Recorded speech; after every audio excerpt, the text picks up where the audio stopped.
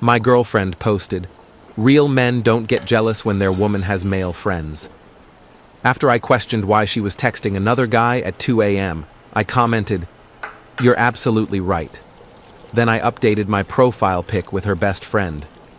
The hypocrisy revealed itself in 43 minutes. I, 26 male, have been with my girlfriend for about 2 years. We moved in together 8 months ago, splitting rent on a decent apartment. Things were good, or at least I thought they were, until about 3 weeks ago when I started noticing some patterns. She'd gotten close to this guy from her yoga class over the past few months. "Just a friend," she said. "They grabbed smoothies after class sometimes." Cool, whatever. I'm not the jealous type, and I trust my partner to have friends of any gender. That's basic adult relationship stuff. But then the texting started getting weird. Not just casual messages here and there, constant notifications. Phone always face down, stepping out to take calls from him, giggling at her screen and then going quiet when I walked into the room. 3 weeks ago, I woke up around 2 a.m. because the blue light from her phone was literally illuminating our bedroom. She was texting at 2 a.m. on a Tuesday. "Who are you texting at 2 in the morning?" I asked, still half asleep. She practically threw her phone under her pillow. "Just my friend from yoga. He's going through some stuff." At 2 a.m.? Time zones exist. He has family overseas dealing with drama. That didn't make sense, but I was tired, so I let it go. Then it happened again 3 nights later. Same thing. 2 a.m., texting under the covers, thinking I was asleep. I finally asked her directly the next morning. "Hey, I've noticed you're texting this guy really late at night a lot. It makes me a little uncomfortable. Can we talk about it?" She went from 0 to defensive in about 2 seconds. "Oh my God, are you serious right now? He's just a friend. You're being so insecure. This is exactly what's wrong with men. You can't handle your girlfriend having male friends without getting all jealous and possessive." I'm not saying you can't have male friends. I'm saying 2 a.m. texting sessions are a bit weird. Whatever, I'm not having this conversation. You either trust me or you don't. She stormed off to work.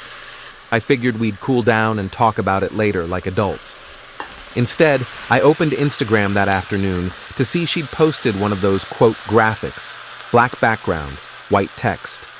"Real men don't get jealous when their woman has male friends. Insecurity is so unattractive. Know your worth, ladies." The comments were rolling in. Her sister commented, "Preach." Her co-worker added, "Some men just can't handle confident women." Her best friend wrote, "This is why I'm single, can't deal with fragile egos." She'd subtweeted me to our entire social circle without ever actually addressing my concerns like an adult. I stared at that post for a good 5 minutes. The humiliation was real. People we knew, people I worked with, all seeing this and knowing it was about me.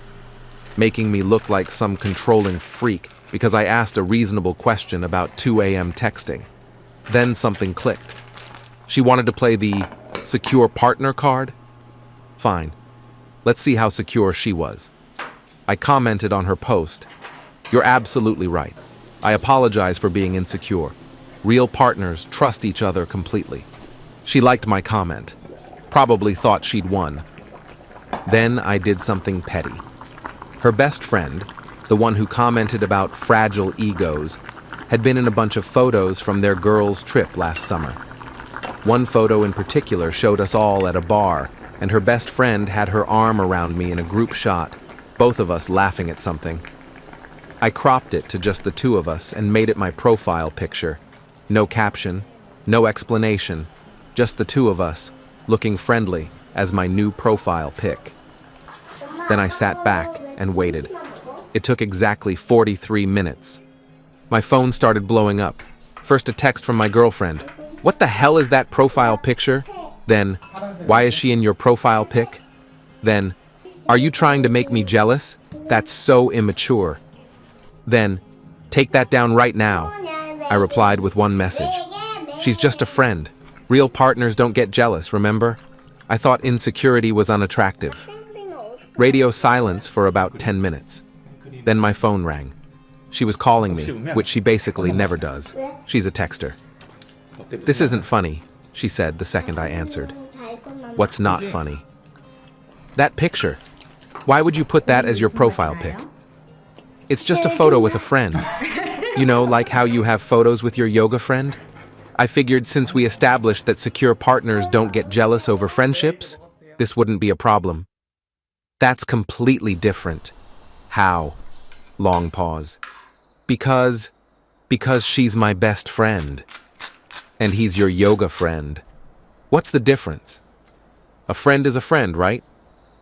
You're doing this to make a point, and it's pathetic. I'm doing exactly what you said secure partners do. I'm having a friendship without my partner getting jealous. Isn't that what you wanted? She hung up on me. When she got home that evening, the energy was ice cold. She walked in, threw her purse on the counter, and crossed her arms. "Take it down." "Why?" "Because it's disrespectful to me. More disrespectful than posting a public rant about your boyfriend being insecure without ever actually talking to him about the issue. That's not the same thing. Explain to me how it's different. Use your words." She couldn't. She just stood there, sputtering about how I was twisting things and being manipulative. "Here's what I think," I said calmly. "I think you wanted to have your cake and eat it too. You wanted the freedom to text whoever you want at any hour without questions, while also having a boyfriend who doesn't do anything that might make you feel jealous. That's called a double standard." "I don't have a double standard." "Then why does my profile picture bother you? She's just a friend. I'm not hiding anything. The photo is completely innocent. If you trust me, there's no problem." She went to the bedroom and slammed the door. I slept on the couch that night. The next morning, she'd rallied reinforcements. Update 1, 3 days later. So things escalated pretty quickly after my last post. My girlfriend decided to involve literally everyone in our lives instead of, having an adult conversation. The morning after our fight, I woke up to texts from her sister, her mom, and 2 of her friends. All variations of the same theme. "What you did was cruel. You're being emotionally abusive. She's devastated. Real men don't play games." Her sister's text was the longest. "I can't believe you would deliberately try to hurt her like this. She trusted you, and you're using her best friend to make her jealous. That's sociopathic behavior. You need to apologize and take that picture down immediately." I responded to her sister. "Did she tell you why I posted it? Did she mention her public post calling me insecure for asking about 2 a.m. texting? Or the 3 weeks of late-night conversations with another guy she refused to discuss?" Her sister. "That's none of my business." Me. "But my profile picture is your business?" She left me on red. Her mom actually called me. This woman has been nothing but sweet to me for 2 years. Sunday dinners, birthday gifts, treating me like family. Now, she was on the phone telling me I'd really disappointed her. "I thought you were one of the good ones," she said. "But posting pictures with other women to hurt my daughter? That's not who I thought you were." "Ma'am, with all respect, did she tell you she publicly humiliated me online before any of this happened?" Silence. Then, "She mentioned something about a post, but she said you were being controlling about her friendships." I asked her why she was texting someone at 2 a.m. repeatedly. That's the full extent of my controlling behavior. Her response was to blast me on social media to all our friends and family without talking to me first. The profile picture was just me demonstrating what she claimed was acceptable behavior. More silence. I'll talk to her. Please do. But the best part? Her best friend, the one in my profile picture, reached out to me directly. This is where things got interesting. She texted me, "Hey, so I just want to say, I'm not mad about the picture thing. Actually, I thought it was kind of hilarious." She called me crying about it, and I had to bite my tongue so hard. Me. "Wait, really?" Her. "Dude, she's been texting that yoga guy like crazy for months. All of us have noticed. She literally showed us their conversations at brunch last week, and they were not just friendly. I didn't say anything because I didn't want drama, but honestly, she had this coming. Me. What do you mean not just friendly? Her. Like lots of flirty stuff. Pet names. Plans to meet up without you knowing.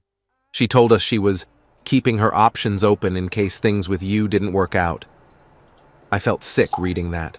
Literally nauseous. Me. Do you have screenshots? Her. No, she just showed us her phone at brunch. But I can tell you what I remember if that helps. She proceeded to tell me things that made my stomach turn. Apparently, my girlfriend had been calling me boring and too comfortable to her friends for months. She'd been testing the waters with this yoga guy to see if something better was available. Her best friend had actually told her it was wrong, and she should either break up with me or cut off the other guy. My girlfriend apparently said, "Why should I have to choose?"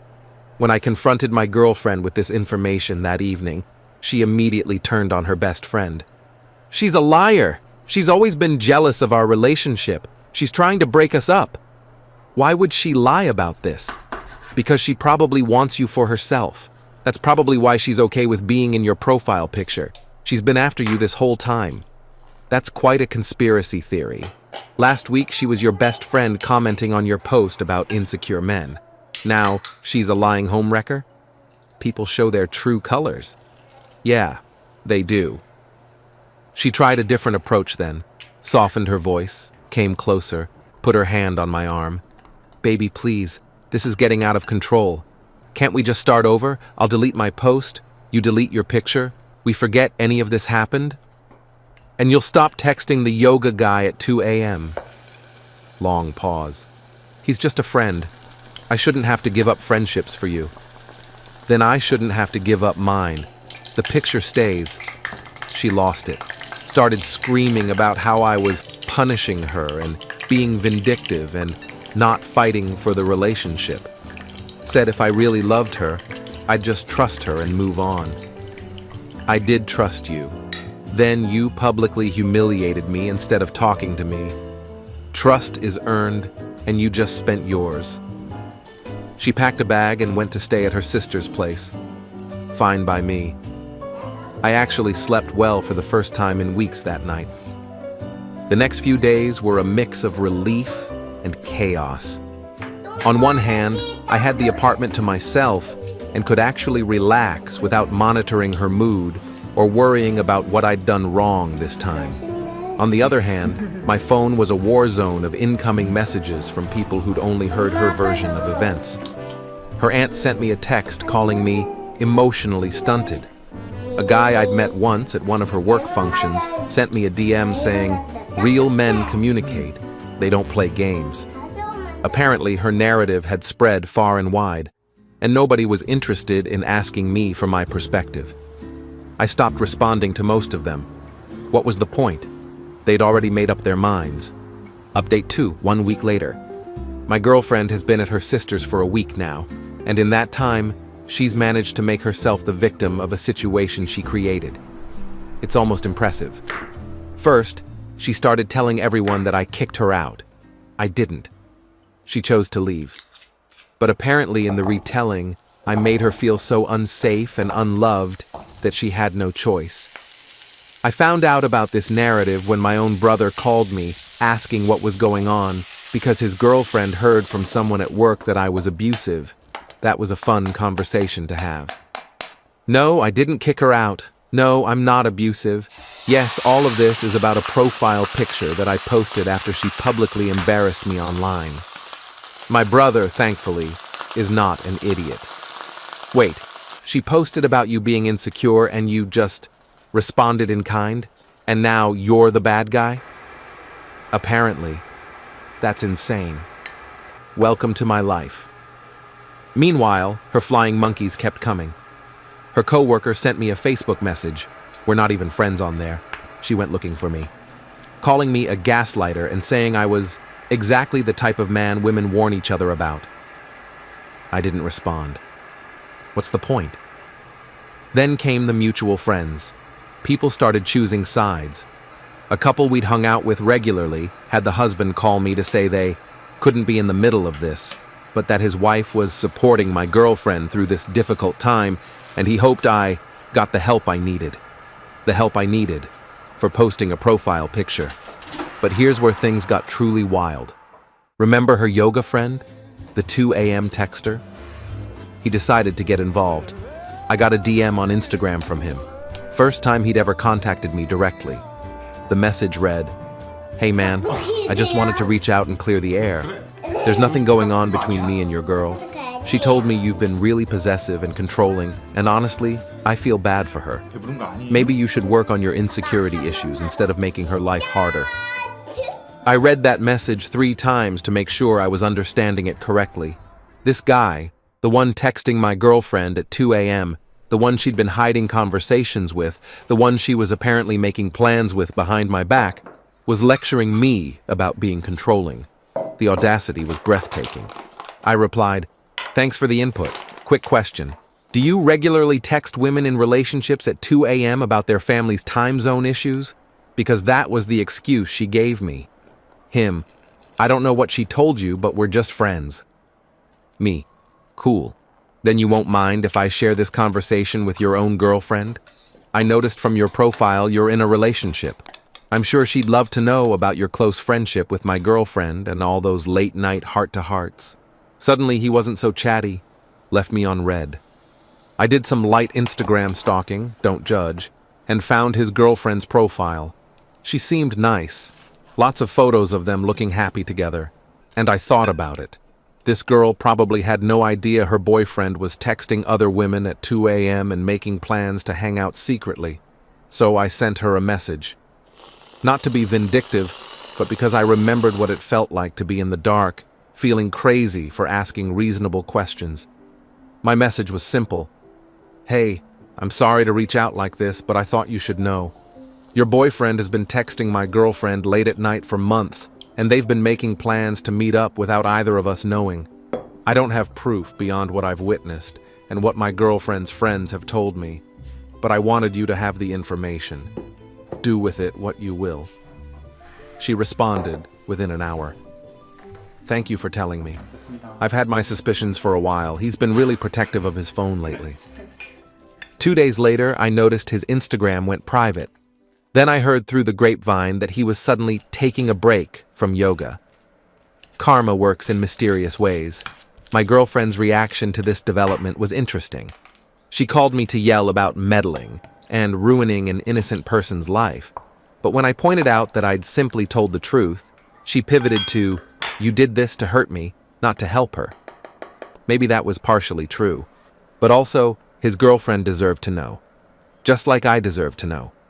The information people deserve doesn't become less valid because of why it's given. Her sister called me that same week to tell me I was toxic and that their whole family was praying for my girlfriend's recovery from the emotional abuse. I asked her to define what abuse I'd committed. She said, making her feel bad about herself. I asked if publicly posting about how your partner is insecure and unattractive might also make someone feel bad about themselves. She said that was different and hung up. The double standards ran deep in that family, apparently. Final update, 2 weeks later. All right, time to wrap this up because the situation has reached its natural conclusion and I'm ready to move on. After the yoga guy's girlfriend confronted him, things got messy for him fast. Turns out my girlfriend wasn't the only woman he'd been cultivating a friendship with. There were at least 2 others that his girlfriend found out about. She dumped him publicly, posting something on Instagram about finally seeing someone's true colors without naming him directly. But everyone knew.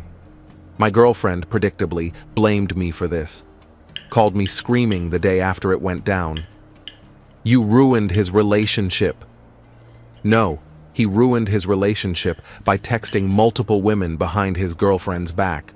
I just passed along information. You had no right to contact her.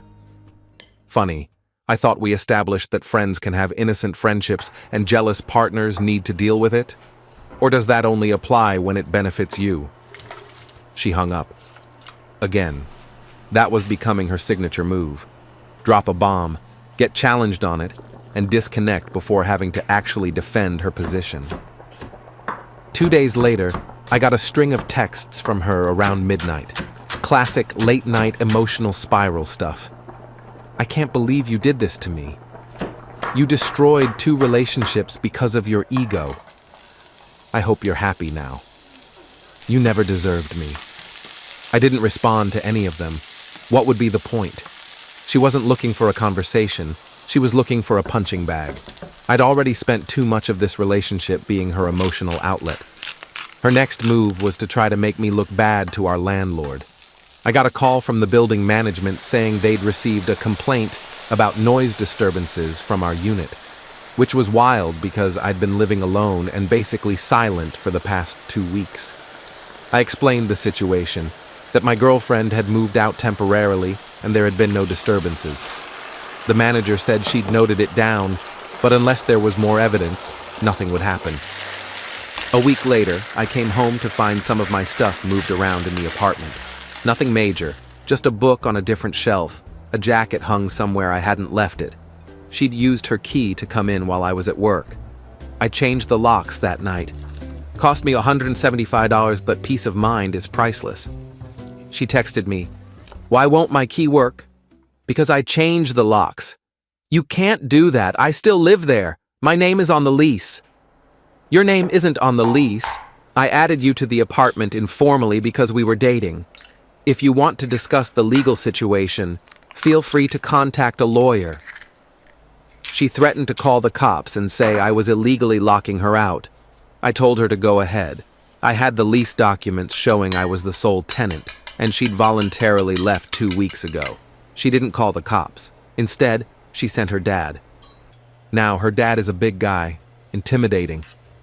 He showed up at my door on a Saturday morning, and I genuinely thought for a second I was about to get punched. "We need to talk," he said. I let him in. He sat on my couch, looking uncomfortable. "Look," he started.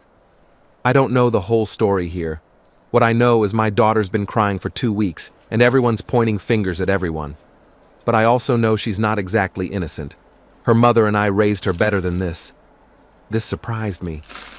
"I heard about the texting," he continued, "and the public post thing, and I'm not proud of how she handled any of this, but she's still my kid, and she's in a bad place right now. She's staying with her sister, who's enabling all her worst behavior, and she's not listening to anyone. What do you want me to do about that, sir?" He sighed. "I don't know. I guess I'm hoping you two can work this out. You were good for her, stable, better than the guys she usually goes for. With respect, I'm not sure there's anything to work out. She publicly humiliated me, lied about her friendships, got caught, and has spent the last 2 weeks trying to make me the villain. I don't think that's the foundation for a healthy relationship." He nodded slowly. "I figured you'd say that. Can't say I blame you." He left after that. It was the most civil conversation I'd had with anyone in her family since this whole thing started. The actual end came last week. My girlfriend finally reached out to have what she called a mature conversation. She came over, we sat on the couch, and she tried one more time to salvage things. "I miss you," she said. "I miss us. I miss who I thought you were. I made mistakes. I know that now. But I really do love you, and I think we can get past this if we both try." "Here's my issue," I said. "You wanted the freedom to have whatever friendships you wanted, however close they were, without any questions from me. But the second I did something that made you uncomfortable, a completely innocent profile picture, you lost your mind. That's not a partnership. That's a dictatorship where only your feelings matter." I said I was sorry about the post. "You're sorry you got caught. There's a difference. You're sorry I exposed your double standard publicly. You're sorry your yoga buddy's girlfriend found out what was happening. But you're not actually sorry for how you treated me." She started crying. "That's not true. I am sorry. I didn't think you'd react like this. You're always so calm and easygoing, I thought you'd just get over it." You thought I'd just accept being humiliated? I thought you'd fight for us. That's what this was. Me standing my ground and demanding equal standards in our relationship was me fighting for us. But I can't fight for something you don't want. You wanted permission to do whatever you wanted without consequences. When I asked for the same thing, it was unacceptable. She left that night and we haven't spoken since. 3 days later, she came by while I was at work and picked up her remaining things. I came home to a mostly empty closet and a note that said, "Thanks for nothing." I stared at that note for a while. 2 years, and that was the final communication. 3 words on a scrap of paper. No accountability, no real apology, just blame. She genuinely believed I had wronged her by demanding the same treatment she expected for herself. The apartment felt different after that. Emptier, obviously, but also lighter somehow. Her presence had been heavier than I realized. The constant management of her moods, the tiptoeing around topics that might set her off, the exhausting mental math of figuring out what I was allowed to feel versus what would be labeled insecure. I spent that first weekend alone, just existing. Watched what I wanted on TV, ate what I wanted for dinner. Left dishes in the sink overnight without anyone making a passive-aggressive comment. Small freedoms that added up to something that felt like relief. So where does that leave me? Honestly, I'm doing okay. The relationship is over, which is sad because 2 years is a long time and there were good times mixed in with all this mess. But I'm also relieved. The constant walking on eggshells, wondering if I was being too controlling for having basic relationship expectations, that's exhausting. Her best friend and I still text occasionally. She apologized for not warning me sooner about what she'd been hearing in those brunch conversations. Said she'd felt stuck between loyalty to her friend and doing the right thing. I told her I understood. My girlfriend has apparently been telling people we broke up because I couldn't handle her independence, which is a creative interpretation of events, but whatever. The people who matter know the truth, and the people who believe her version weren't really in my corner anyway. The profile picture is gone now. Took it down a few days after we officially ended things. It served its purpose. It exposed a double standard and forced a conversation that needed to happen. The relationship might not have survived that conversation, but it probably shouldn't have. A relationship built on rules for thee but not for me was never going to work long term. Her yoga guy, from what I hear, is still dealing with the fallout of his situation. His ex-girlfriend apparently compared notes with the other women he was just friends with, and they found a lot of overlap in his playbook. Some things have a way of working themselves out. As for me, I'm focusing on work, reconnecting with friends I'd kind of neglected while trying to keep my girlfriend happy and just living my life. Dating is not on my radar right now, maybe eventually, but first I need to trust my own judgment again. The weirdest part of all of this is how it ended so quietly after all that drama. No big blow-up, no screaming match, no thrown objects. Just a conversation where we both realized we wanted completely different things, and neither of us was willing to compromise. Some people probably think I took things too far with the profile picture stunt. Maybe they're right. But I also think sometimes you have to speak someone's language for them to hear you. I tried talking. She posted a public call-out. I responded in kind. She suddenly understood why someone might be upset about their partner's behavior with others. Her father was right about one thing. Her sister is enabling her worst instincts. Last I heard, she's still living there, and still telling anyone who will listen that she's the victim of a narcissist. Some people never learn, and honestly, that's not my problem anymore. The hardest part of all this wasn't the breakup itself. It was realizing how long I'd been accepting behavior I shouldn't have. The late-night texting was just the final straw. There had been months of little things building up. Comments about how I was too available, and it wasn't attractive. Complaints that I didn't make her work for it anymore. The constant moving of goalposts where nothing I did was ever quite enough. I'd been so focused on not being controlling or jealous that I'd swung too far the other way and become someone who didn't advocate for himself at all. That profile picture moment? That was me finally pushing back. And yeah, it was petty. But sometimes petty is what it takes to stop being a pushover. The lesson, if there is one: standards only matter if they're applied equally. If you want freedom, you have to grant it too. And if you publicly shame your partner for having feelings, don't be shocked when they find a way to make their point just as publicly. Anyway, thanks for reading. Time to move forward.